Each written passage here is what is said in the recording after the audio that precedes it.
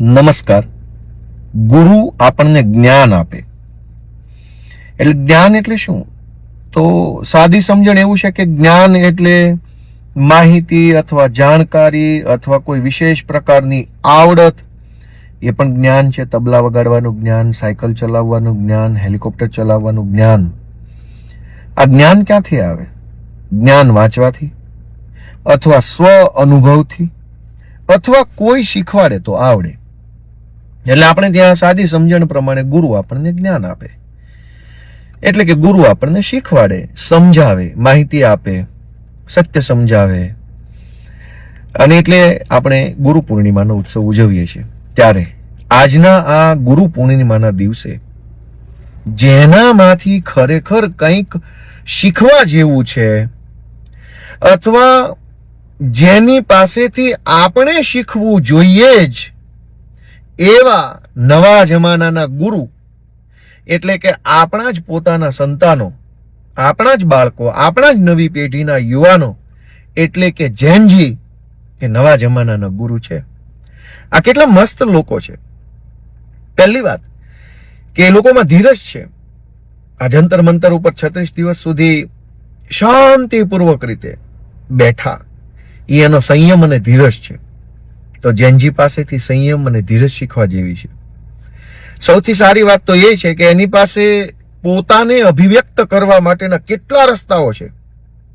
આપણે તો થઈ ગયા ગઢિયા બુઢિયા. આપણે આપણી વાત કેવી હોય તો બહુ તો બોલીને કહી શકીએ, બહુ તો હાથના ઈશારાથી કહી શકીએ, બહુ બુદ્ધિશાળી માણસ હોય તો થોડુંક લખીને કહી શકે. પણ આ નવા જમાનાના જેનજી, આપણા જ છોકરાઓ આપણને એવું શીખવાડે છે કે એની પાસે પોતાની વાત કહેવાના કેટલા રસ્તા છે. ગાઈને પોતાની વાત કહે છે, નાચીને પોતાની વાત કહે છે, કોઈ વાદ્ય વગાડીને પોતાની વાત કહે છે, પ્લે કાર્ડ ઉપર કંઈક એવું ક્રિએટિવ લખાણ લખીને પોતાની વાત કહે છે.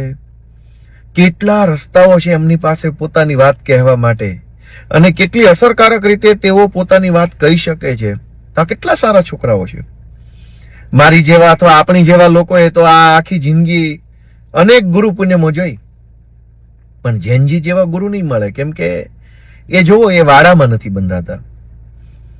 જ્ઞાતિ, ધર્મ, ઊંચ નીચ, ભેદ ભાવ, તું આવો હું સારો, આ ખરાબ, આ કશું જ વાડાબંધી નહીં. એ લોકો બિંદાસ વાડા મુક્ત જીવન જીવે છે. આ હારું આટલા બધી ગુરુ પૂનમ ગયા પછી પણ વાડા મુક્તિ યોજનાનો લાભ તો આપણને ન મળ્યો. હવે વાડા મુક્તિ યોજના તો આપણા જેનજી જ એનો લાભ લઈ રહ્યા છે. અને કેટલા મસ્ત માણસો છે. એ બીજાના જીવનમાં દૂરબીન મારતા નથી. બીજો શું ખાય છે, શું પીવે છે, કોની હારે ફરે છે, કેવી રીતે છુપાઈને શું કરે છે, અને જાહેરમાં શું કરે છે. ના ના ના ના ના. આપણા નવી પેઢીના યુવાનો બીજાની જિંદગીમાં કોઈ દખલ કરતા નથી, અને પોતાની જિંદગીમાં કોઈ દખલ કરે તો એને ચલાવતા નથી.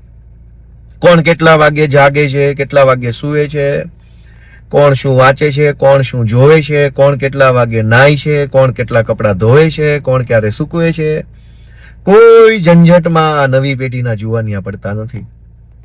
તો આ તો કેટલું સરસ મજાનું શીખવા જેવું છે એમની પાસેથી કે બીજાના જીવનમાં દૂરબીન ન મારવું, પોતાની વાત રચનાત્મક રીતે કહેવી, ધીરજ રાખવી, અને સૌથી સારી બાબત કે પોતાની વાત કહેવા માટે પણ આપણી પાસે 100 રસ્તા હોય.